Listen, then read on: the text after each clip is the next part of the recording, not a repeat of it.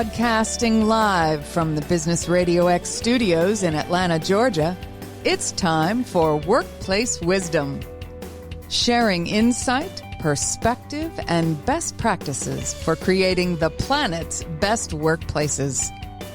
Now, here's your host. Welcome to this very special edition of Workplace Wisdom. Stone Payton here with you this afternoon.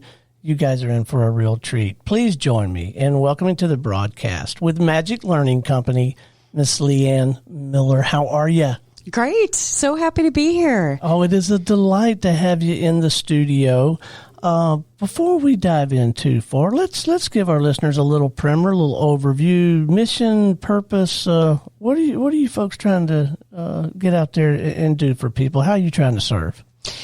So, there are so many businesses that have the right core values in place. They have the right mindset in place. Their intentions are fantastic, but the delivery of that on a daily basis is sometimes lacking, and right now with everything being such a challenge to bounce back from where we've been over the past few years, now is just really a good time to hit the reset button, or the reset button should have honestly been hit a while ago, but we're still struggling a little bit, and there are opportunities to really make an impact on our people and, really carry out the best that we can for our guests and our customers. But, I really do believe that there are serious challenges right now that we're all facing. And so that's where we want to come in and help people out. It's an interesting observation that you make about intent, because I can tell you for our company, I mentioned to you before we went on air that I'm an investor and a managing partner for our network, and my business partner Lee. I can assure you we have some marvelous intentions, and between he and I, we've got these this great set of values and this vision and all that. And when it comes to effectively articulating that and lining those things up, I'm sure we're falling very short. It sounds like that we're not the only ones, huh? You're not the only ones, and hiring is such a key tool. Mm-hmm. It's when we bring people on that have great interviews, it's not about the interview. It's about the day-to-day practices and the body language and the verbiage and everything that we do on a day-to-day basis, and the consistency of that really makes the difference. And so the owners of a business and the CEOs and the COOs, they all have the right intentions in mind, but it's when they're not around and when they're not seeing the day-to-day operations that are taking place that are either making or breaking companies right now. And so that's a big point for the series that I just recorded, to get those right people in place and to make sure that regardless of if we're watching or not, that our visions are being carried out with those people. Bad hires they're expensive, and when I say bad hires, it doesn't mean they're necessarily bad people. In fact, I'm sure they're not. But making a hire that's not fit and align with what you're doing, I mean, this really does affect the bottom line, yeah? Mm-hmm. Yeah, and you have to find out what their vision is for your business. You have to figure out what it is that they're passionate about, because, right now, especially in hospitality, it's one of those industries, regardless if you're in hotels or major sports venues or concert venues or restaurants, that, people think that there is something else on the other side. And so they leave for a period of time to go pursue, their other aspirations, and then they come back. Right. Right. And, you always say you can't leave the restaurant business. You just can't do it. But when people do, and when they come back, it's usually because they're comfortable. And your best hires aren't comfortable. They're passionate. So when you bring people back in because of a resume and because they have so much experience, and, that's a wonderful thing. But at the same time, you've got to keep their passions in check, and you've got to make sure, everything's so interconnected. Hiring, training, inspiring, treating, firing. We're hanging on to people for too long right now because we can't hire enough people to cover those places. And so when we hang on to people for too long, that's a cancer, that's a cancer to your organization. And it's difficult because you want to keep the people that have been there for so long, that know the ins and outs of your business. But what are they honestly doing for it? Are they just comfortable and they have the repertoire of the spiel and the shtick and all that other kind of stuff? Or are they really driving passion for people around them?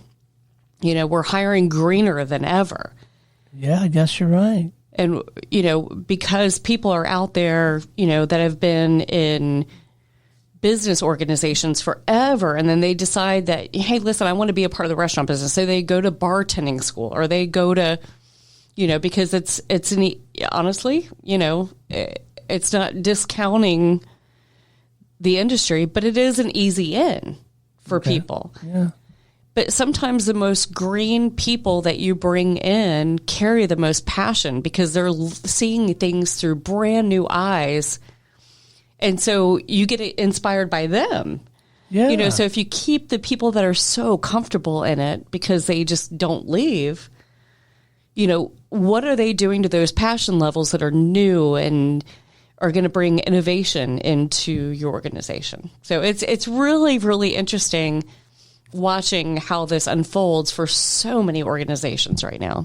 Well, I gotta say it must be prevalent. I mean, yes, definitely in the hospitality arena, but I can tell you in the professional services arena, I think we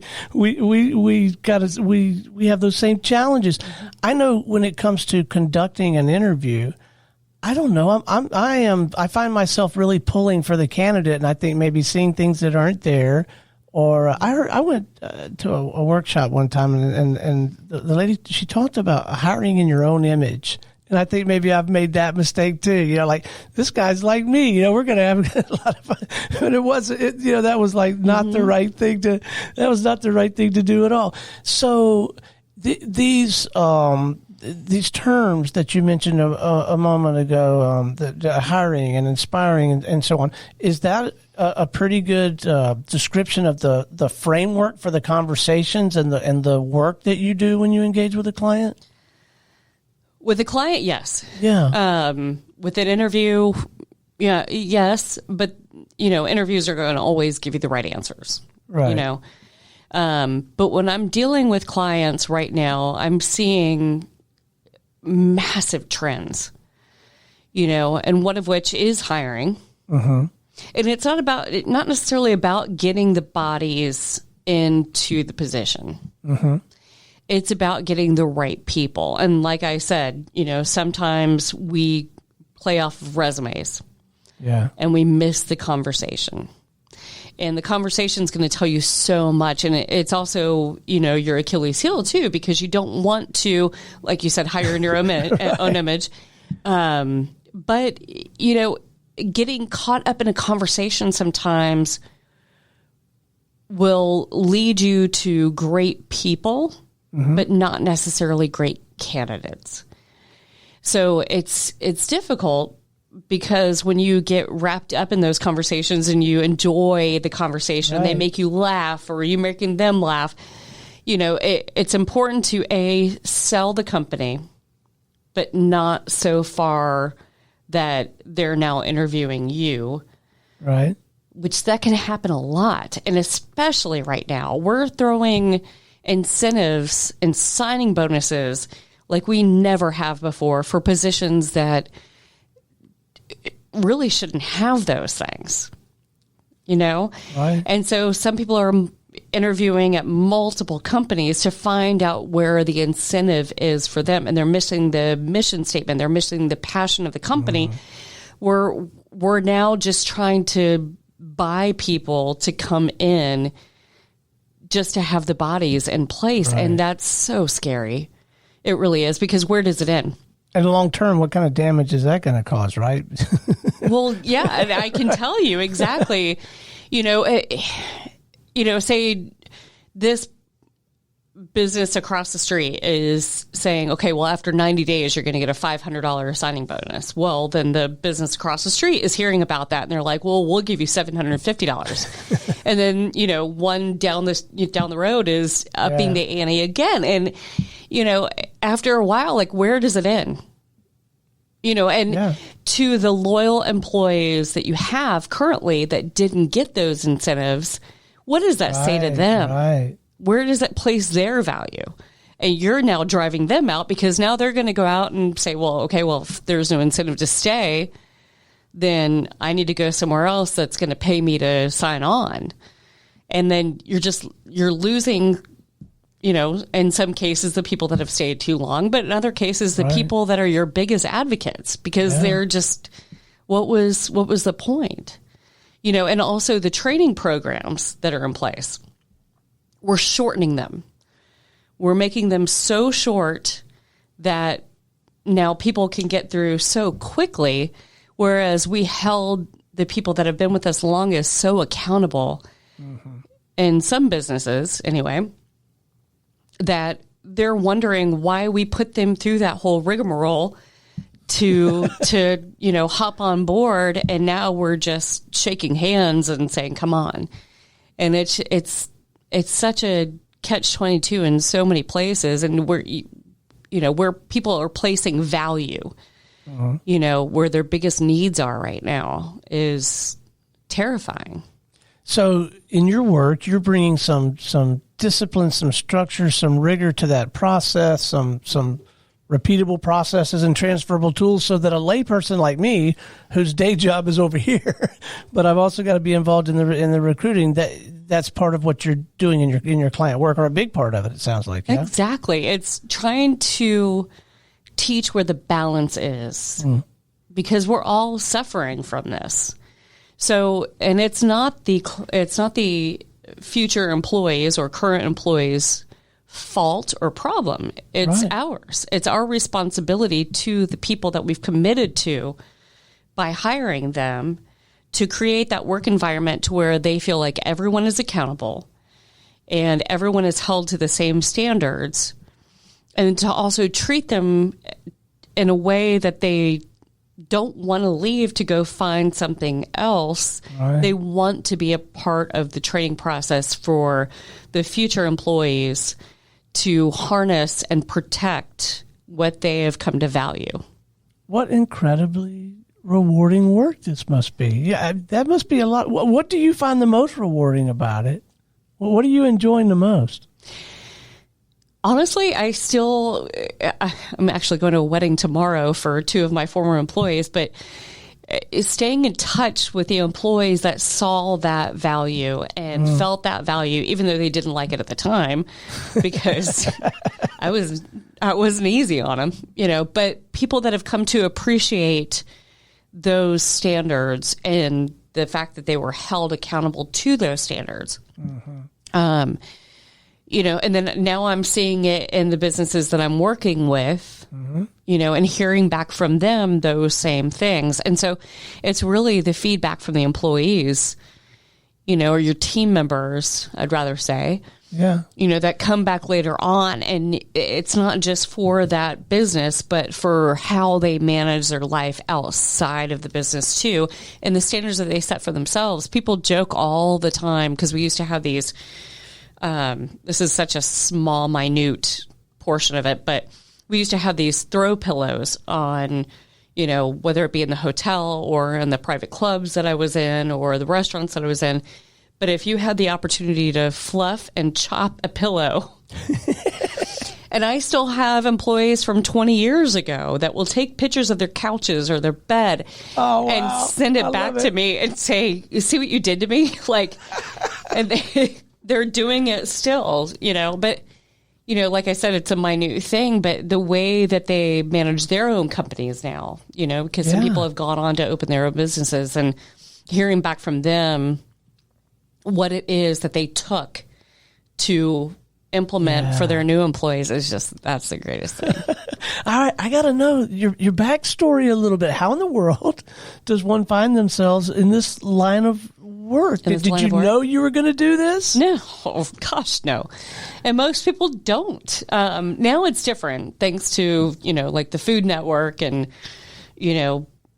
master chefs around the world that have, made a name for themselves. And now there's shows, all over, television that, honestly glorify the restaurant industry. Right. Or the hotel industry or, but no, I went to school for music and, my goal was to become John Williams one day. I wanted to write film score and I wanted to conduct. And it's neat, the correlation between conducting and running a business. Because you think each department is another voice part or another instrument or another section of an orchestra. So when you make them all work in harmony, it all kind of comes into place. So that was my justification for myself of not actually doing that. It started out as a justification, and now it is an absolute passion. It's seeing all those things work together. Mm-hmm. If you're in a hotel, you see you only see the highlights if you're a guest, right? But all the things that go into it, the logistics and like the boards where you've got housekeepers running certain things and how that's managed and how they know where to go and what to do, and the catering departments, and you've got weddings out the wazoo, and you've got buffets, the next morning, and you've got people staying until 1:00 in the morning resetting furniture, for the event the next day. And all of those logistics are just so fun to watch. But they can all be failure points too, right? Absolutely. Well, there's so many moving parts. Because I am a layperson in this regard, I guess it never really dawned on me until just now how much is going on behind the scenes. I shared with you before we went on air. My wife Holly and I and my brother-in-law and sister-in-law, we're going on a Viking River cruise. It'll be our second. I got to tell you, I think the Viking folks, at least our experience when we went in 2017, I think they really do a good job. And so from a guest perspective, they were doing all those things, but there must have been all kind of crazy stuff going on in the background when we were out playing in the port of call. They were back at the ship making things right. Yeah. Yeah, absolutely. And that's the greatest thing ever. I mean, I have my heart is in the Disney Corporation, and when it comes to the way that they make things happen without you seeing a thing, and the way that their training program is so in place. If somebody drops a piece of trash, there's a reason why receptacles are placed where they're at, and it's part of the show. And if a business, like you mentioned Viking, if they're putting on a good show, then you're not seeing the logistics that go on behind it. If you're in this business, you want to. You want to take a tour of of how they go about their meetings during the day, and how that would be cool. Oh yeah, you want to see exactly what goes into the way that they speak together, and the way that they, the questions when someone raises their hand to say, okay, well, how are we going to make this happen? Okay, I can't wait to hear that answer. It's really, really neat. It's all about logistics. Well, there's a pro tip. If you get a candidate coming to you and you're talking about hiring them or thinking about hiring them, if they have worked with Disney, that's definitely goes in the plus column, doesn't it? It does.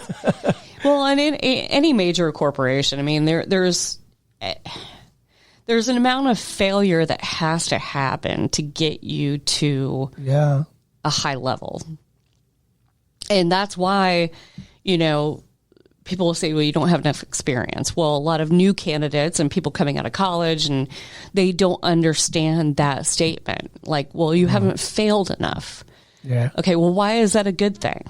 Well, it's because you don't know the why behind the ask is a basic statement to that question. You have to know the why behind it. And the best leaders will teach you the why while they're training you. Because if you don't, if we are hiring greener and we're not hiring, experienced candidates, and you're expecting them to perform to the standard that you've set in place, they have to know the whys behind the asks, right, in order to not do them. You know, I've often said to chefs, you know, when they're hiring green candidates because their labor costs are what they are, and you know, they can't necessarily afford to pay, you know, the top, you know, dollar amount, even though now we currently are part of the, you know, incentivizing thing that we talked about. And that's going to be a very hard thing to bounce back from. But, you know, when we're hiring the greener candidates, and for chefs, you know, you catch people on their phones constantly on Instagram and Facebook and everything. Okay, well, that's fine. You know what? Let them do that, but give them people to follow. You know, tell them to follow, you know, I don't want to go too specific here, but, you know, there's plating experts that show, you know, what it is to make a beautiful plate, or, you know, famous chefs that you want to emulate, or restaurants that you hold at a high caliber. So, you know, say, okay, fine. If you're going to have your phone out, you know, you're not on stage right now. None of our guests can see you. Follow this person, follow this restaurant, follow this hotel, follow this, you know, concert venue, you know, and because that's a learning modality, a learning channel for people in that age group or that demographic, right? That's how they communicate and take on new information. What a great idea. And when they do, it's amazing because they get inspired. Yeah. You know, they want to do those things, and then they realize that there is another level out there, you know, that they may not have been exposed to. So how can we ask them to deliver on something that they've never seen before, unless we're putting it in front of them, and putting it in front of them in a way that's fun and a way that they can relate to? Now, as I understand it, one of the things that you're doing to introduce people to this framework and some of these very important topics, you have maybe you have more than one, but you have a series of, is it videos where you're talking to, say more about that. Okay, so we decided, when I say we, this is the Magic Learning Company and also Leadership Magic that are partnered. And so I flew out to meet with the owner of Leadership Magic to film videos. And so we decided to do a 6-part series called Let's Be Right. And it's, like I mentioned, it's in 6 parts: hire right, train right, treat right, inspire right, include right, and fire right. Inclusion is such a fuzzy word right now.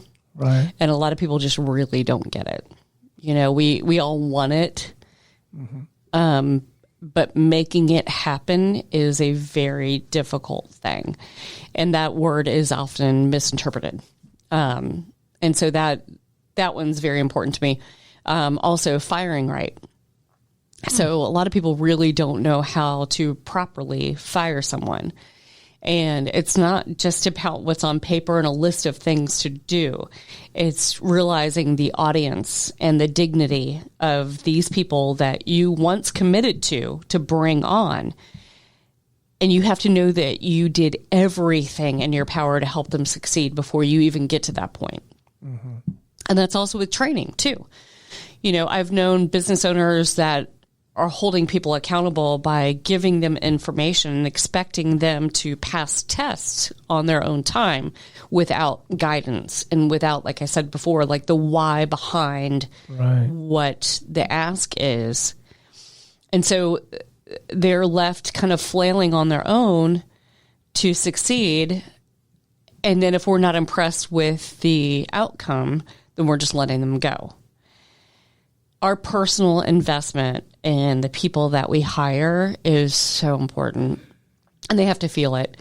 They, you know, when, you know, I've only worked truthfully in small businesses. You know, I haven't worked in major corporations before. So there's certain things that I was privileged to have the time to do, you know, and one-on-one sessions.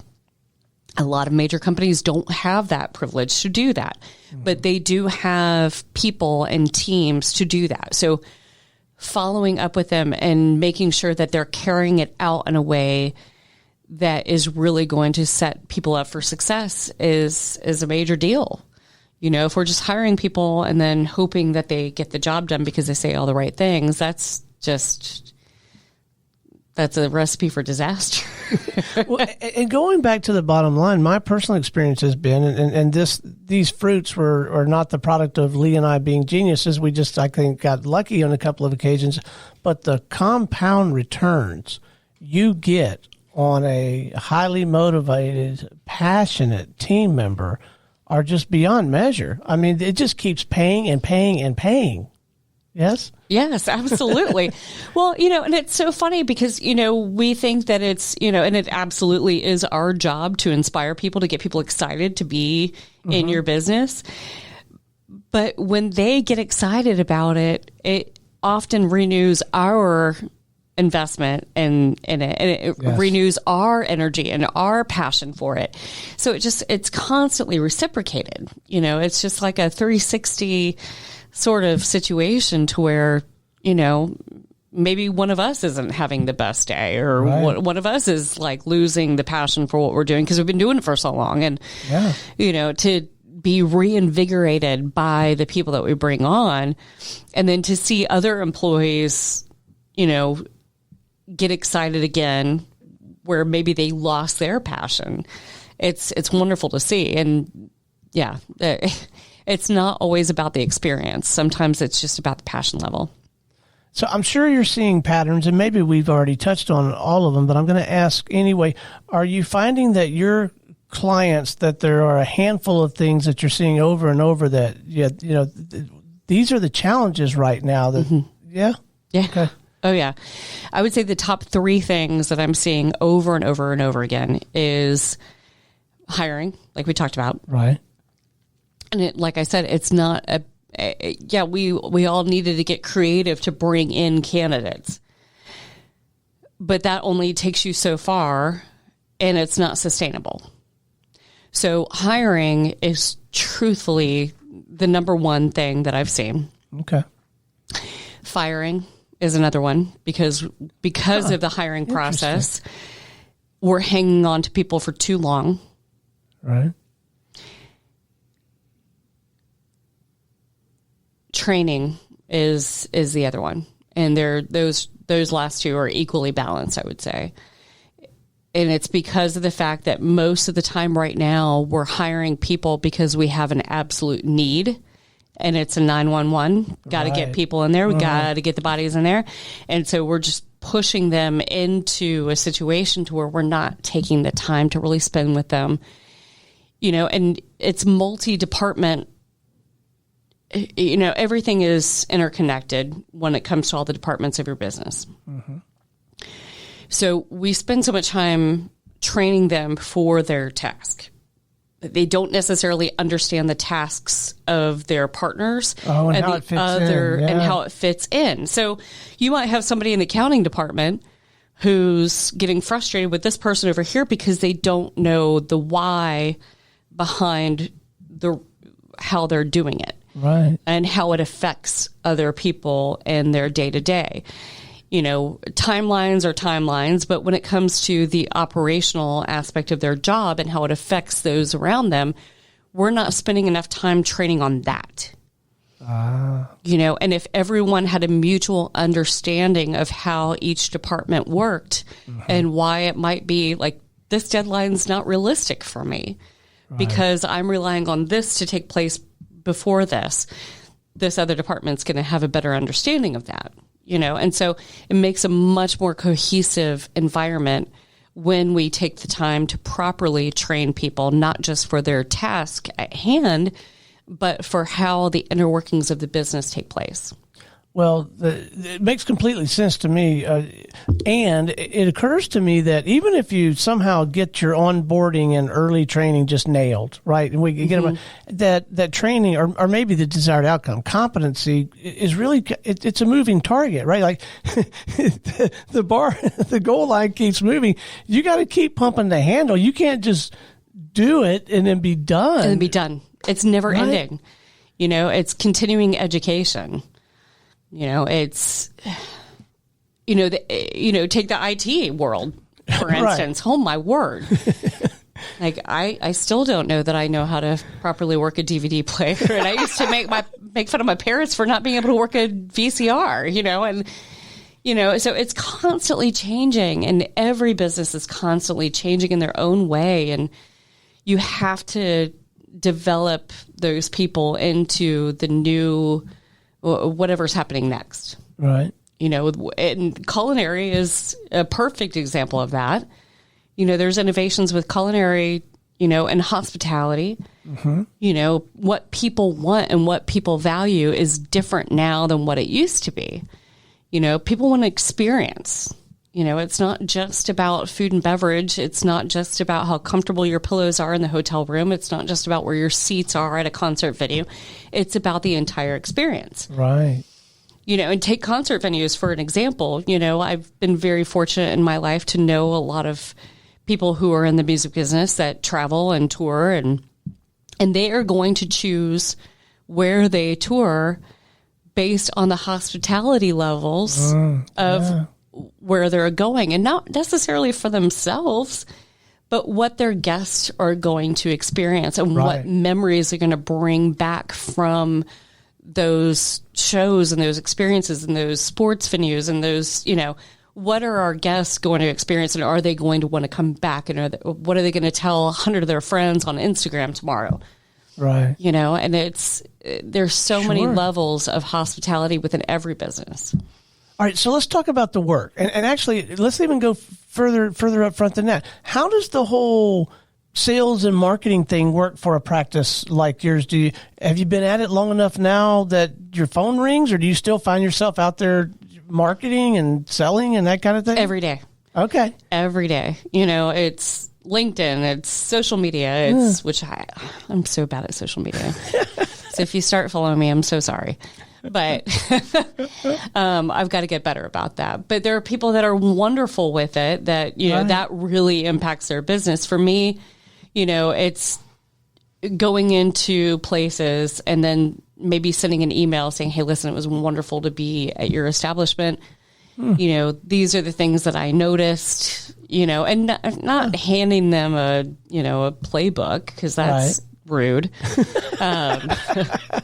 But, really sharing with them like, hey, listen, this is the reason why I continue to go back to your establishment, because of this. And these are the things that we've noticed. And hey, so-and-so may have been, a little off last night, and, but so just wanted to give you a heads up from one business owner to another. And, and sometimes it's welcomed, and, you just have to be careful with those things, when you're getting feedback.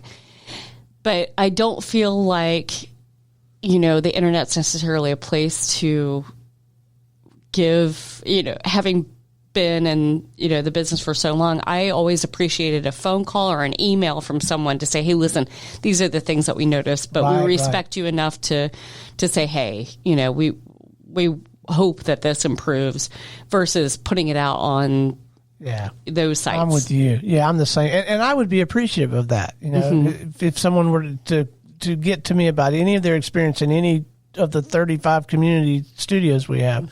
So no, I can see that. Okay.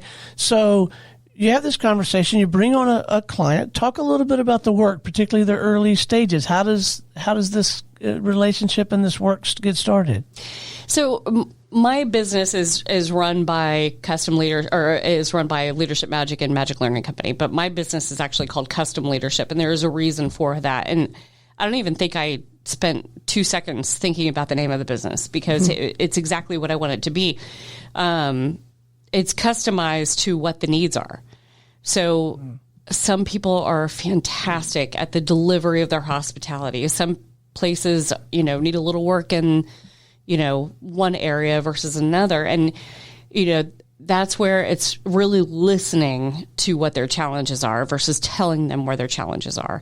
Yeah. And I never want to go in and forgive me for this, because I hate this word as a consultant, because I feel like that's the most overused job title that's out there right now, and I don't like it. But I want to listen to where they think their challenges are, and I want to spend maybe a week or two working alongside them in their business to maybe see things that they haven't seen You're that yet. hands-on. Oh, absolutely. Fantastic. There's no other way to go in and tell somebody what to do other than to get your hands dirty. Yeah. You got to. And that's out of respect to them and also the validity of your work. My word's only going to mean so much. It's going to be fuzzy and white noise over time if I keep saying the same things over and over again. And, if they truly want to get something out of it, then I have to be willing to go in there and do the work and talk to their employees and find out where they think their challenges are. Because it might not be what an owner or CEO sees, because floating, in a helicopter above doesn't necessarily mean that we know the challenges that our people are facing. So, your passion just comes through on the airwaves, I'm sure, certainly in this room. But, you're human. You got to run out of gas now and again. When you do, where do you go for inspiration? How do you recharge the batteries? That's a great question. It's travel for me and Holly. Travel is a big deal for me too. Yeah. Live music's a really big deal for me. Until I moved to Woodstock, I'd forgotten how much I love live music. And now on the weekends, especially, just walk around. Yeah. I've got 3 shows that I'm trying to decide between tonight. Oh, is that right? I just went to Augusta a couple weeks ago to see a friend of ours play. Well, a friend of ours. Someone play, the most amazing bluegrass show ever. And now we're getting ready to leave to St. Augustine in a couple weeks, to see other people play. And that's my big passion. And it's awesome. I studied opera and classical music for a very, very long time. So the circles that I travel now in are very, very different from that. I'll bet.